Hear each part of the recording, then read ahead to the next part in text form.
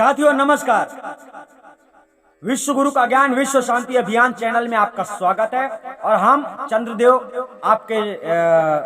आप साथी समझ सकते हो, मित्र समझ सकते हो। और चलिए इस वीडियो में हम आपको बताना चाहते हैं विश्व गुरु कबीर साहब ने जिस परमात्मा के बारे में संसार नहीं जानता है और परमात्मा की भक्ति तो करते हैं नाना प्रकार के नाम से, मतलब नाना प्रकार के नाम रख लिए संसार में लोगों ने और नाना प्रकार के तरीके से भक्ति करते हैं। कोई चर्च में जाता है, कोई मंदिर में जाता है, कोई मस्जिद में जाता है।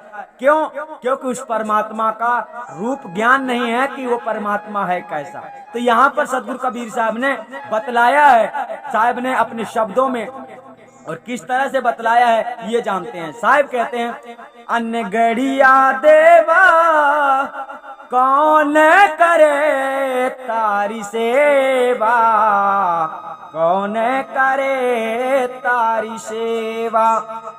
अनगढ़िया देवा, अनगढ़िया देवा शब्द से साहब ने किसके बारे में बता दिया? जो सब घट व्यापक, सर्वव्यापी महाचेतन सत्य पुरुष परमात्मा है, जो अनंत है, अनादि है, अनामी है, अर्थात जिसकी मृत्यु जन्म नहीं होती है, अजर अमर अविनाशी है। उस परमात्मा को आप लोग जानते नहीं है तो उसके उपासक नहीं बनते हैं और दुनिया के नाना प्रकार के देवी देवताओं के उपासक बन जाते हैं, उनकी भक्ति करते हैं, उनकी सेवा करते हैं और उनकी सेवा में लगे रहते हैं, नाना प्रकार के कर्म कांड करते हैं।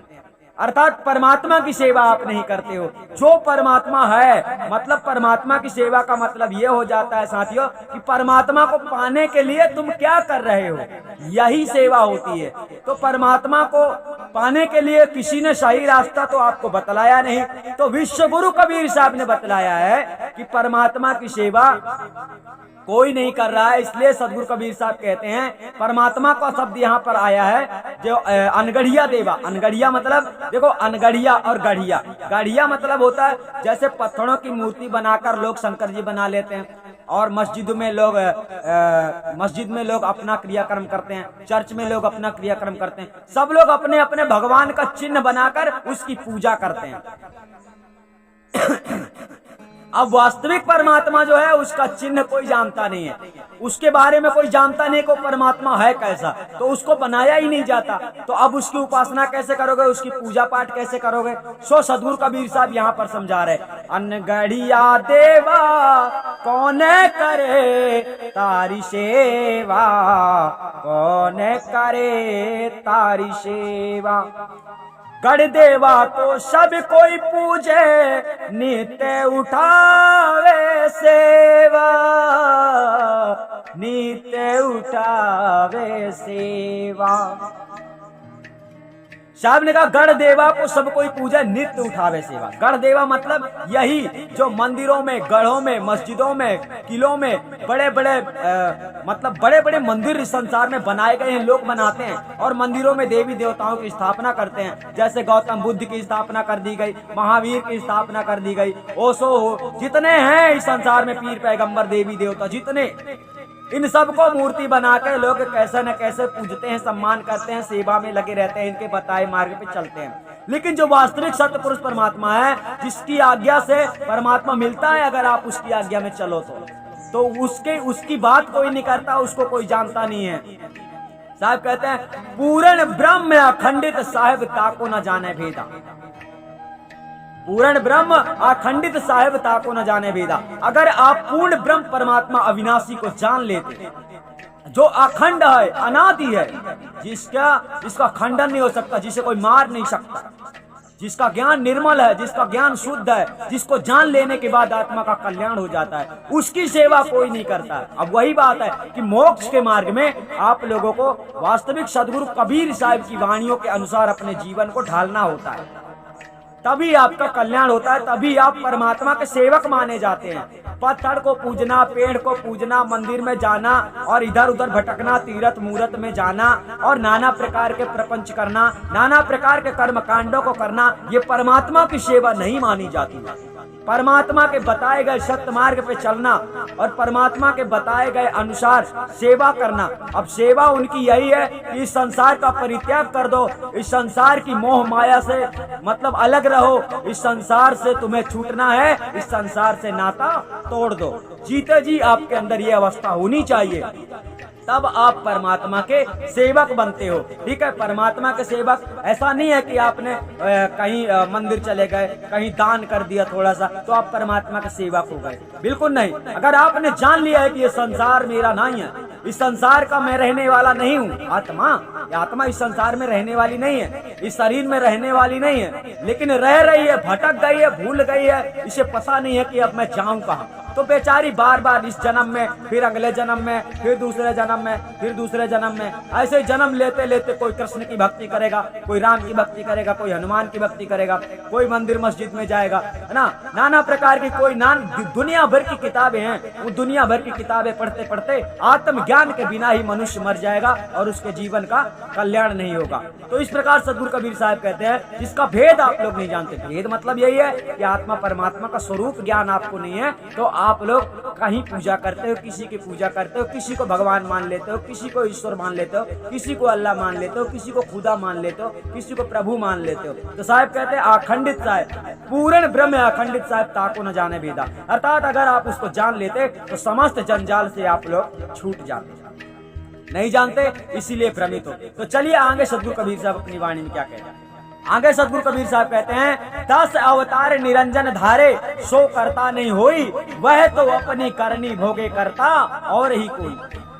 अब यहाँ पर साहब कह रहे हैं 10 अवतार निरंजन। साथियों शायद आप लोग ब्रह्म निरंजन के बारे में नहीं जानते हो, अगर जानते हो तो खुशी की बात है, अगर नहीं जानते हो तो हम आपको बतला देते हैं। इस दुनिया की रचना करने वाला, इस दुनिया को चलाने वाला ब्रह्म निरंजन बताया जाता है। तो इस दुनिया की रचना करने वाला उसने अपने अवतार लिए हैं और अपने अवतार में समस्त जीवों को बांध लिया है, साध लिया है और सभी जीवात्माएं फंस गई हैं। अर्थात इसके उल्टे सीधे कर्तव्य होने के कारण ये खुद सजा भोग रहा है, इसको खुद परमात्मा के दर्शन नहीं हो रहे। कौन? जो इस दुनिया को चला रहा है, इसको खुद परमात्मा के दर्शन नहीं हो रहे हैं। क्यों? क्योंकि ये इतना पाप कर चुका है, इतना गलत कर चुका है, इसकी इतनी अवस्था बिगड़ चुकी है कि इसको दर्शन साहिब नहीं दे सकता। परमात्मा के दर्शन उसी को संभव है जो निर्मल हो जाए, शुद्ध हो जाए। शुद्ध मतलब बताए मार्ग पे, जब सत्य मार्ग पे आप चल पड़ोगे तो शुद्ध हो जाओगे। इसीलिए सतगुरु आपको सत्य मार्ग पे चलाते हैं और इसके बाद पूर्ण ब्रह्म परमात्मा से मिला देते हैं। तो अब यहाँ पर आपको समझना है 10 अवतार निरंजन धारे, सो करता नहीं हुई, वह तो अपनी करनी भोगे करता और ही कोई। अब ये बता देते हैं कि इस संसार में जो कुछ हो रहा है, जो कुछ हो रहा है, ये संसार बनाने वाला नहीं कर रहा है, ये ध्यान रखना। अर्थात निरंजन नहीं कर रहा, ये कुछ अलग से सिस्टम हो रहा है। अर्थात ये उसका संसार का केवल स्वामी बन के बैठा है, ये स्वामी संसार का है नहीं। जो स्वामी है, जो महाचेतन सतपुरुष परमात्मा है, वो है, मतलब उससे आत्मा की उत्पत्ति हुई और आत्मा से ही सब कुछ संसार की उत्पत्ति हुई। अर्थात आत्मा का कोई वजूद नहीं है अगर परमात्मा ना हो तो। इसलिए सद्गुरु कहते हैं कि वह तो अपनी करनी भोगे करता और ही कोई। अर्थात इस जगत का सकल सृष्टि का मालिक कोई और ही है। क्यों? क्योंकि आप ये समझो ना कि जड़ के बिना अंकुर नहीं आ सकता, यानी बीज के बिना अंकुर नहीं आ सकता, अंकुर के बिना तरुवर नहीं आ सकता, तरुवर के बिना शाखा नहीं आ सकता, शाखा के बिना फूल फल आदि नहीं आ सकता। इसी प्रकार से हमारा मूल, हमारा सबका मूल जो है परमात्मा है, और उस परमात्मा को आप लोग नहीं जानते हो, परमात्मा के सेवक नहीं बन पाते हो, उल्टी सीधी शिक्षा में संसार फंसा रहता है। तो इस संसार को बनाने वाला भी फंसा हुआ है और वो खुद परमात्मा के दर्शन नहीं पा रहा है, वो खुद परमात्मा को नहीं पा सकता है, तो तुम लोग क्या पा सकते हो? नहीं पा सकते। इसलिए विश्वगुरु कबीर साहब ने अपना ज्ञान दिया है कि इस ज्ञान में चलो, और सदगुरु कबीर साहब ने स्वयं उस परमात्मा से मिलाया है और मिला सकता है। आज भी आप मिल सकते हो आदि अनादि मुक्ति पंथ में अगर जुड़ जाते हो तो। आगे सदगुरु कबीर साहब क्या कहते हैं ये जान लेते हैं। आगे साहब कहते हैं ब्रह्मा विष्णु महेश्वर कहिए, 3 सिर लागी काई। ब्रह्मा विष्णु महेश्वर कहिए, इन सिर लागी काई, इनके भरोसे कोई मत रहियो, इन्हों मुक्ति ना पाई। अब यहाँ पर समझ लेना साथियों, ब्रह्मा विष्णु महेश सतयुग से पाए जाते हैं और इनकी भक्ति करने वाला, अब इनके बाद बाकी पीर पैगंबर सब कोई हुए हैं, ध्यान रखना। इसके बाद जबकि सदगुरु कबीर साहब ब्रह्मा विष्णु महेश की बात बता दी, क्योंकि ये तीनों गुण माने जाते हैं, रजोगुण तमोगुण सदोगुण। ये तीनों गुण सृष्टि के प्रथम में उत्पन्न हुए थे और ये तीनों गुण 5 तत्व 25 प्रकृति के संविधान से समस्त जगत की रचना हुई है। तो अर्थात ब्रह्मा विष्णु महेश की भक्ति करने वाले भी तर नहीं सकते, मुक्ति नहीं हो सकते, क्योंकि इनको भी मुक्ति का भेद नहीं पता हुआ। तो साहब कहते हैं ब्रह्मा विष्णु महेश्वर कहिए इन सिर लागी काई, है ना। मतलब ये भी भ्रम में पड़े हैं, इन्हें भी ज्ञान नहीं है, इन्हें भी मालूम नहीं है कि परमात्मा कौन है। तो जब दुनिया को बनाने वाले को मालूम नहीं है कि परमात्मा कौन है, तो इस संसार में तो लोग ऐसे ही बोलेंगे ना, परमात्मा नहीं होता है, वो परमात्मा को कोई पा नहीं सकता, परमात्मा का कोई रूप नहीं होता। अरे जब परमात्मा को जान लोगे तो आपके अंदर से वो भ्रम समाप्त हो जाएगा। अभी जानते नहीं हो तो तुम नाना प्रकार से किताबें पढ़ते हो, उसी में भ्रमित रहते हो, क्योंकि इस संसार में भटकाने वालों की कमी नहीं है, स्वार्थी लोगों की कमी नहीं है, जो उल्टी सीधी शिक्षा देकर संसार के लोगों को भ्रमित कर देते हैं। तो सदगुरु कबीर साहब कहते हैं कि संसार के अन्य लोगों पर भरोसा मत करना, विश्वास मत करना, इन सब लोगों ने भी मुक्ति नहीं पाई है। जो व्यक्ति इस संसार में सदगुरु कबीर साहब, विश्व गुरु कबीर साहब के ज्ञान के खिलाफ ज्ञान देता है, मतलब सदगुरु कबीर साहब के ज्ञान का सम्मान नहीं करता, सदगुरु कबीर साहब के ज्ञान को जानता नहीं है, तो वो मुक्ति नहीं प्राप्त कर सकता है। सदगुरु कबीर साहब ये कहते हैं, क्योंकि किसी ने सही मार्ग मुक्ति का दिया ही नहीं है, तो कैसे मुक्ति होगा। अब आगे चलते हैं, सदगुरु कबीर साहब आगे क्या समझाते हैं। आगे शब्द कहता है, योगी तपी सन्यासी आपे आपे में लड़िया, कहाँ ये कबीर सुनो भाई साधो, शब्द लखे सोतरिया, हाँ शब्द लखे सोतरिया। साहब ने यहाँ पर बताया, योगी यति यति सन्यासी आप में लड़िया। इस संसार में जितने परमात्मा को खोजने वाले योगी यति सन्यासी जितने हुए, जैसे बौद्ध जी कितना मतलब घूमा भटका और भटकने के बाद में पेड़ के नीचे बैठ गए, बता दिया आत्मज्ञान हो गया। तो सब लोग अपना अपना ज्ञान अलग अलग बताते हैं, अलग अलग चरित्र करते हैं। साहब कहते हैं योगी यति यति सन्यासी, एक से एक महापुरुष, बड़े से बड़े, सब लोग अपने ज्ञान को श्रेष्ठ समझते हैं। ये सही है, मेरी साधना सही है, मेरी साधना सही है। इसी प्रकार से सभी धर्मों वाले अपने अपने धर्मों में ही अटल रहते हैं, हमारी साधना सही है, हमारी शिक्षा सबसे अच्छी है, यीशु जी सबसे बड़े हैं, बौद्ध जी सबसे बड़े हैं, महावीर सबसे बड़े हैं, मुसलमान कहते हैं अल्लाह सबसे बड़ा है, जानते कोई किसी को नहीं, बस परमात्मा को तो जाने ही नहीं। तो जब परमात्मा को नहीं जाने तो इसी प्रकार लड़ते रहते हैं, हम बड़े हम बड़े हम बड़े हम बड़े हम बड़े करते करते मर जाते हैं, फिर बड़े छोटे का हिसाब खत्म हो जाता है, जीवन का कल्याण होता नहीं है, आत्मा परमात्मा का ज्ञान हुआ नहीं, परमात्मा में समर्पण भावना था नहीं। आज भी अगर परमात्मा में समर्पण भावना किसी की होगी तो वो धर्म नहीं देखेगा, जात पात नहीं देखेगा, वो ये देखेगा कि मुझे परमात्मा के दर्शन होने वाले हैं और आदि अनादि मुक्ति पंथ में जुड़ जाएगा। अर्थात आपको ज्ञान देखना है, सत्य देखना है, अपने जीवन का कल्याण देखना है कि मेरे जीवन का कल्याण कैसे होगा। यूं ही भटकते नहीं रहना है संसार में। तो विश्व गुरु कबीर साहब ने यही समझाया है इस वाणी में, शब्द लखे सोतरिया। सदगुरु कबीर साहब के वचन को अगर सुन लेते हो, समझ लेते हो, परख लेते हो, जाग जाते हो और रास्ता बदल देते हो, बुराइयों को छोड़ देते हो और तुम्हें अंतिम चरण तक सत्य ज्ञान मिलता है। कब? जब सच्चे गुरु की शरण में जाते हो तब।